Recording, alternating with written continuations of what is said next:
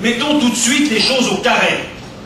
Ni le bloc identitaire, ni l'ensemble de la mouvance identitaire, c'est-à-dire ce qui, en dehors du bloc, est constitué de l'ensemble des groupes de jeunes, de l'ensemble des groupes d'activités culturelles, d'activités sociales, d'activités écologiques, et ainsi de suite, l'ensemble de la mouvance identitaire n'est pas la reconstitution ou la concurrence du Front National, du MNR ou des activités de la droite nationale. Pour deux raisons essentielles. Un, on n'est pas de droite. Deux, on n'est pas nationaux. Pourquoi nous ne revendiquons pas de la droite nationale? Certains d'entre eux en sont issus, d'autres sont issus d'autres secteurs, viennent de l'écologie, de la gauche radicale pour certains. Se revendiquer de ce terme, c'est-à-dire une droite qui finalement est la droite de l'individualisme et du fric, qui est le terme employé par M. Sarkozy, c'est pas possible. En deuxième lieu, pourquoi pas national? Parce que nous sommes, nous, identitaires, portés par l'ensemble de nos identités.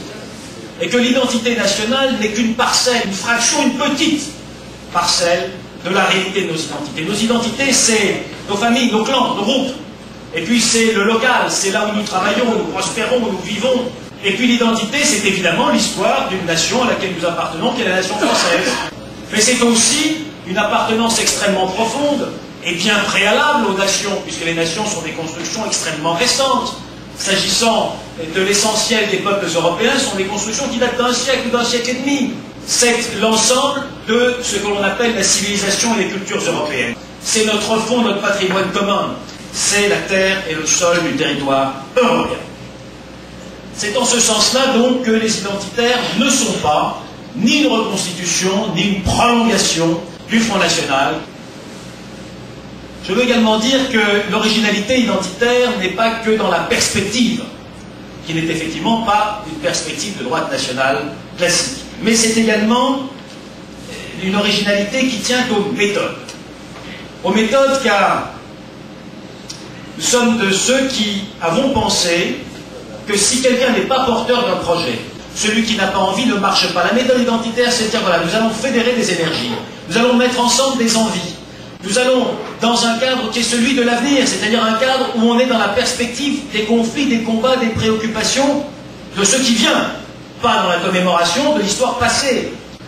Nous sommes ceux qui voulons nous placer au cœur, c'est-à-dire exactement au centre du triangle des trois révoltes qui commencent à exister sur nos territoires. Quelles sont ces trois révoltes?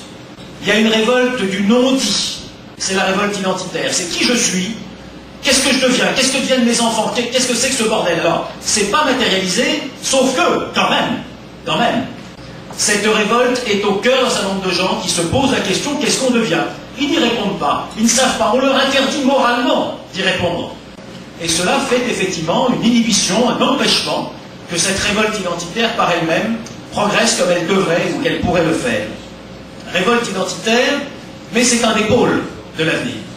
Et puis il y a deux autres révoltes. L'une est une révolte de nature écologique. Alors le terme est souvent galvaudé, mal employé, parce que écologique aujourd'hui, il y a un écho, on dit écologique, ça ressemble à quoi? Au vert, alors les verts c'est qui? Ouh ces mecs-là, on ne veut pas entendre parler, ma mère et compagnie. Non mais c'est pas ça. L'écologie profonde, la véritable écologie, c'est se poser la question, quelle est l'attitude de l'homme en face de la nature, en face du reste du vivant? Quel est le lien, quelle est la relation que j'ai, moi, en tant qu'humain, avec le milieu dans lequel je vis? Est-ce que je suis Seigneur, Maître, Tout-Puissant, et je transforme la terre en n'importe quoi? Ou est-ce que c'est une considération réciproque qui est de dire, je suis en osmose, c'était la sagesse des Grecs, je suis en osmose avec ce règne du vivant, c'est-à-dire que je suis l'un des éléments, moi, humain, du règne du vivant, et l'écologie profonde, c'est ça.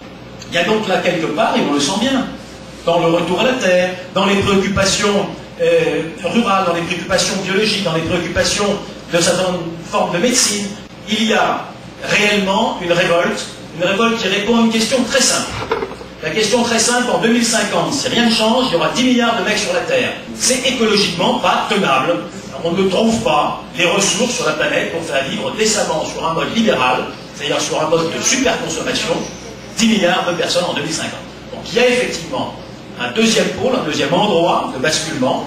Le basculement, le premier est identitaire, le deuxième sera écologique, et le troisième est un basculement de type social. Nous avons profondément une révolte de type social. Qu'est-ce que c'est qu'une révolte de type social? Quelques dizaines de milliers de personnes qui, dans le monde, se sont arrogées progressivement la loi toute puissante et toute forte du capital, qui évidemment ignore les nations, les appartenances, les familles, les professions, les usines, les champs, tout ça, ça ne les intéresse pas. Ces gens-là, quelques dizaines de milliers de personnes dans le monde, c'est très peu. Ça fait d'eux aujourd'hui une puissance, sachez-le bien, qui est de l'ordre de la moitié de l'ensemble du genre humain. Quelques dizaines de milliers de personnes ont une puissance à elles seules financière qui, par les dérapages successifs, arrive à un niveau où à eux seuls, ils représentent la moitié de la fortune de l'humanité et donc de la puissance qui va avec. Pourquoi nous, identitaires, nous avons à nous situer précisément au carrefour de ces trois révoltes? Parce que personne ne sait laquelle va arriver en premier. Personne ne sait par quelle loi de l'histoire ça va basculer. Nous n'en savons rien. Ce que nous savons, c'est que quelque chose basculera. Il faut que nous soyons prêts, dans ce quelque chose qui basculera, avoir préparé, et c'est le sens de la mouvance identitaire, dans toutes les directions de la vie, qu'elle soit syndicale, qu'elle soit professionnelle, qu'elle soit intellectuelle, qu'elle soit physique, qu'elle soit sportive, qu'elle soit politique, bref, dans toutes les formes d'action humaine, avoir préparé des savoir-faire, avoir préparé des cadres d'action, avoir préparé des gens qui sont là, et qui sont là pour cueillir, en bons révolutionnaires, le fruit qui à un certain moment aura mûri et arrivera.